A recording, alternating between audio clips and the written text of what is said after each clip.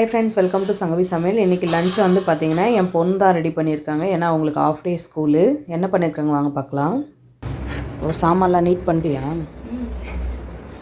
என் பொண்ணு வச்ச கருவாடு தொக்கு ரெடி ஆகிட்டுருக்கு.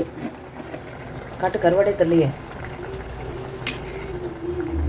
அது சும்மா ஒரு சின்ன பேக்கெட் தான் இருந்தது, அதை போட்டு கருவாடு தொக்கு சாப்பாடு. அவ்வளோதான், இன்றைக்கி லஞ்ச் ஓவர். பை. சங்கவி வச்ச கருவாட்டு கிரேவி.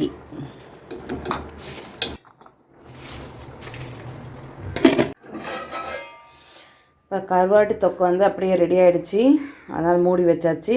என்னோடய லஞ்ச் வந்து பார்த்திங்கன்னா இந்த கருவாடு தொக்கில் ஒரே ஒரு துண்டு கருவாடு எடுத்துப்பேன்.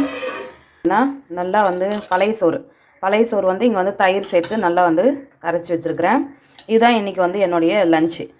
இதுவே எனக்கு போதும். ஏன்னா வந்து ரொம்ப நான் காரமாக வந்து சாப்பிட மாட்டேன். எப்போவுமே வெயில் டைமில் கொஞ்சம் நியூட்ரிலேஷனாக தான் சாப்பிடுவேன். நீங்களும் வந்து அது மாதிரி சாப்பிடுங்க. கொஞ்சம் தண்ணி ஆகாரமாக நிறைய எடுத்துக்கோங்க. காரமாக சாப்பிட்டது என் ஹஸ்பண்ட் கேட்டதுனால எங்கள் பாப்பா வந்து இன்றைக்கி கருவாடு தொக்கு பண்ணாங்க. இல்லைனா நாங்கள் இந்த வெயிலுக்கு வந்து கருவாடெலாம் இப்போ வந்து எடுக்கும்போது ரொம்ப மார்னிங்கில் எடுக்கலாம், ஒன்றும் பிரச்சனை இல்லை. நீங்கள் பழைய சாதம் இந்த மாதிரிலாம் வந்து மோர் அந்த மாதிரிலாம் எடுக்கிறீங்கன்னா அப்போலாம் எடுக்கலாம், ஒன்றாகாது. ஓகே ஃப்ரெண்ட்ஸ், இந்த வீடியோ பிடிச்சிருந்தா லைக் அண்ட் சப்ஸ்கிரைப் பண்ணி சப்போர்ட் பண்ணுங்கள். Bye friends.